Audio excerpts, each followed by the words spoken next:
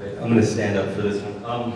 Okay, like they explained, I work for KGBT, that's a CBS affiliate down on the US-Mexico border.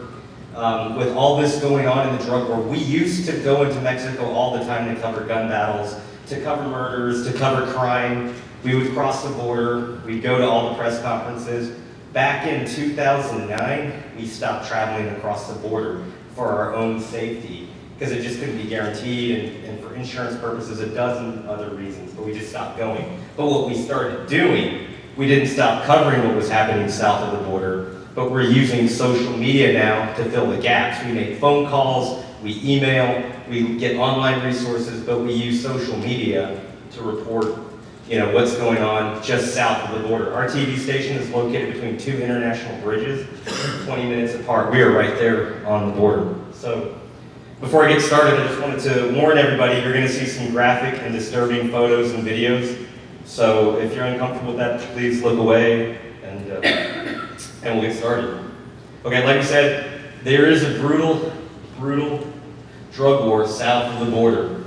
It's between cartels and the military, and it's involving thousands of people. Every day, there's new forms of violence. But what are they fighting for? They're fighting for the right to sell Americans drugs.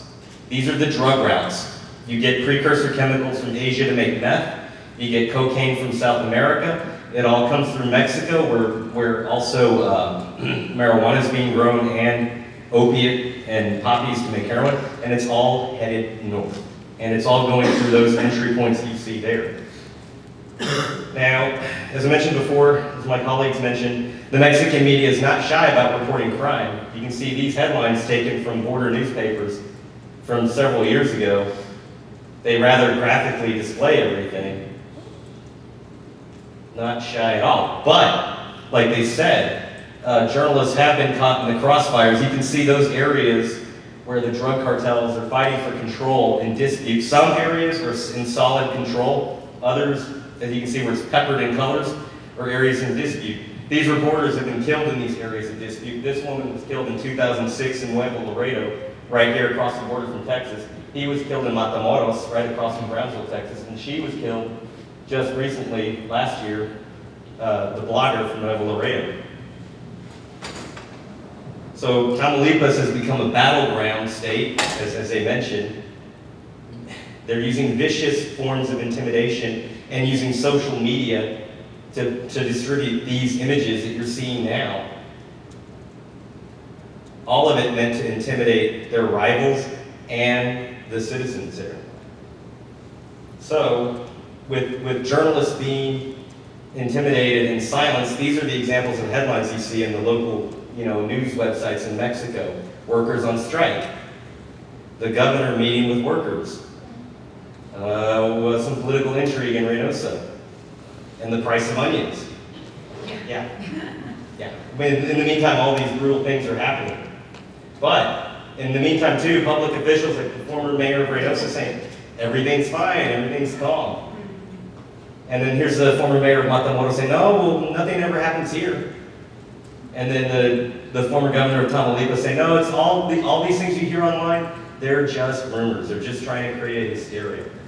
Well, with everything going on in front of their faces, and with being in the 21st century, Mexico jumped to it has a reputation of being a third world country, but Mexico's not.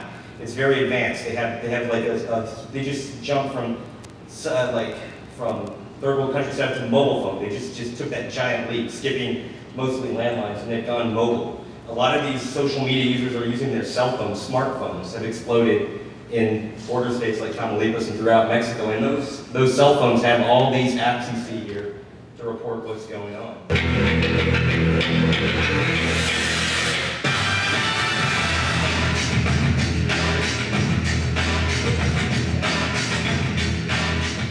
This is the Twitter cartel, a video started for introductory users on how to get started reporting on the drug war. They're saying 1, visit Twitter, 2, create an anonymous account, and 3, start reporting. It's worked very well. Twitter is the most widely used social media outlet to report the drug wars south of the border. It has many, it's just like sending text messages. You can tag people in it. You can do topics with hashtags, as you all know. Right after everything started being reported on Twitter, government officials had to start admitting what was going on. One of the most poignant examples of the drug war is here in this town, San Fernando, Tamaulipas. It's 90 miles south of the border, 90 miles south of Brownsville. It used to be the world's most boring place. It's sorghum farming and ranches, and also trophy deer hunting. But something sinister was going on behind the scenes. Outside of town, just in August 2010, a very, very disturbing discovery was made at this ranch you see a picture of. 72 bodies of Central and South American immigrants who had been kidnapped by the Zetas drug cartel. They had been tied up and executed. Why? Because they refused to go along with the drug cartel's demands. You see images here, and again. And there was one survivor who walked several miles, and luckily he came across some Marines, Mexican Marines, who weren't corrupt and reported what happened to authorities. Now, of course, we reported on the massacre and everything too, but following the massacre, we kept hearing rumors. It was not the end.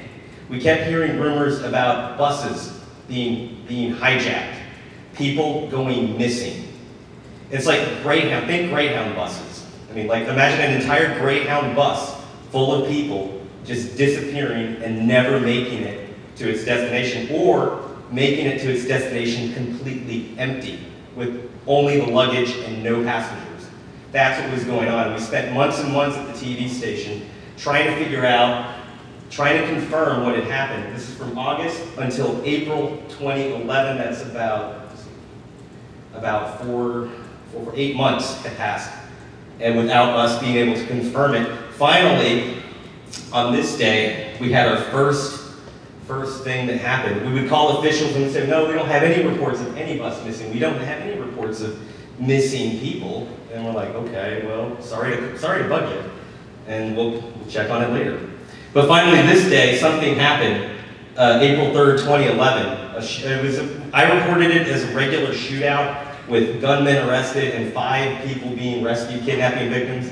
What we later learned is that the kidnapping victims were bus passengers, and that led to the discovery of what happened next. One of the important things is as part of my job at the TV station, I stay in touch with a lot of these anonymous bloggers and these anonymous Twitter users. So this is provoking a very intense conversation with several members of the Twitter community along the border. And this is what we discovered.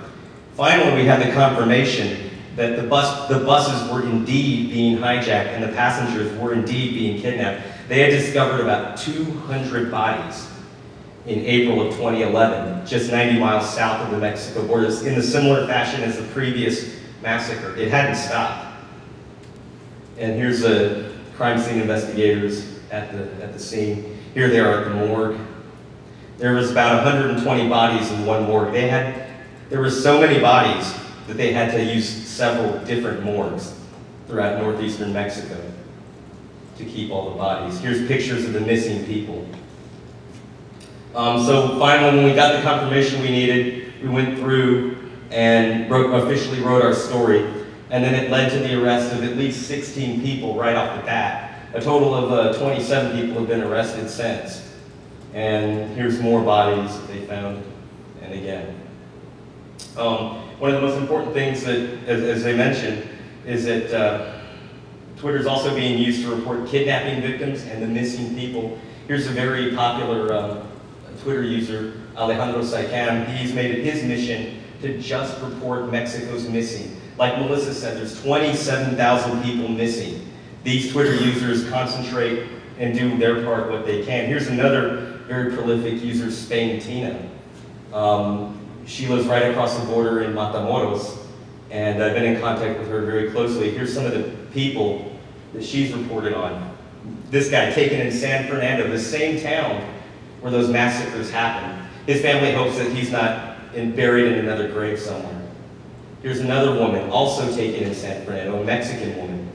Here's a police officer who went missing in Ciudad Victoria, just gone. Here's a composer. Melissa did a story once on this guy. He's from Germany, but was in Matamoros. He's a German orchestra. Well, he's actually from Matamoros originally, but he was a very talented composer, and he was in Germany and married to a German woman living there, but he came back home to visit with his family in Matamoros, and the entire family was kidnapped. And he's never been seen again. And over in Germany, they've started programs to try and find him, but it's been now since 2011 that he's September 2011. Yeah, that he's been kidnapped, so, yeah. So it's not just Mexican nationals caught up in the war, it's also foreign nationals too. Here's an American citizen from Dallas who went to the dentist, he says, or his family claims. He just went to the dentist in Matamoros and was never seen again. Just something innocent like that, supposedly. Here's a tourist from the Ukraine who went missing in the Yucatan Peninsula, I believe, was it Cancun? No, Playa del Carmen, a popular vacation resort. She's also found her face on Twitter now as one of the missing. So they're not just, these missing people just aren't statistics, they're real people, and that's what Twitter does, it gives them like a face.